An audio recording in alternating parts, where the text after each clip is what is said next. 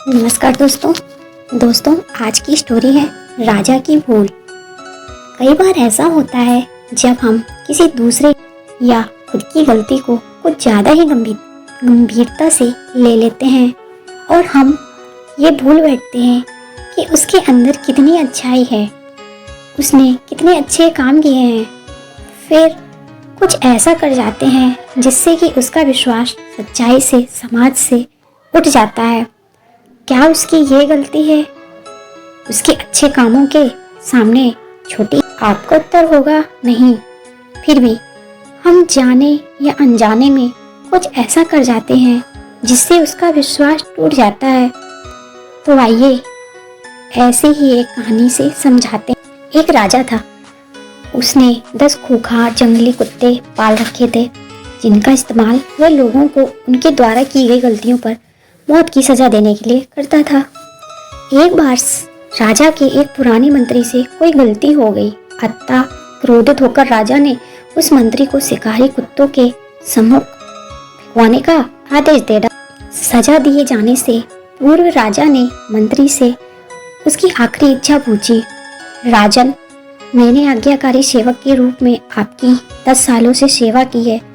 मैं सजा पाने से पहले आपसे 10 दिनों की मोहलत चाहता हूँ। मंत्री ने राजा से निवेदन किया। राजा ने उसकी बात मान ली। 10 दिन बाद राजा के सैनिक मंत्री को पकड़कर लाते हैं और नियमानुसार राजा का इशारा पाते ही उसे उन खूंखार कुत्तों के सामने फेंक देते हैं। परंतु ये क्या कुत्ते मंत्री पर टूट पड़ने की बजाय अपने पूंछ हिला हिलाकर मंत्री के ऊपर कूदने लगते हैं और प्यार से उसके पैर चाटने लगते हैं। राजा आश्चर्य से ये सब देख रहा था।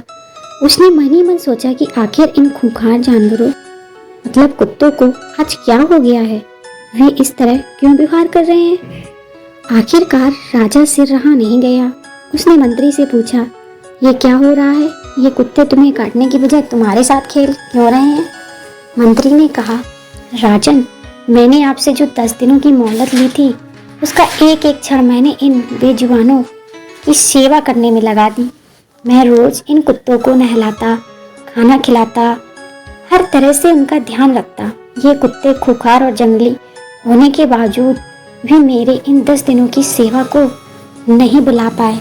परंतु खेद है कि आप प्रजा के पालक होकर भी मेरी 10 वर्षों की स्वाभिभक्ति को भूल गए और मेरी एक छोटी सी भूल पर इतनी बड़ी सजा सुना दी। राजा को अपनी भूल का एहसास हो चुका था। उसने तत्काल मंत्री को आजाद करने का हुक्म दिया और आगे से ऐसी गलती ना करने की सौगंध ली। मित्रों, कई बार इस सजा की तरह हम भी किसी की वर्षों की अच्छाई को उसकी एक पल की बुराई के आगे भुला देते हैं। ये कहानी हमें क्षमाशील होना सिखाती है। ये हमें ये बतला देती है कि हम किसी की 1000 अच्छाइयों की तुलना उसकी एक बुराई से ना करें। आपको बस ये करना है कि याद रखना है कि कभी किसी का विश्वास टूटने नहीं देना। विश्वास ही रिश्तों को मजबूत बनाए रखती है।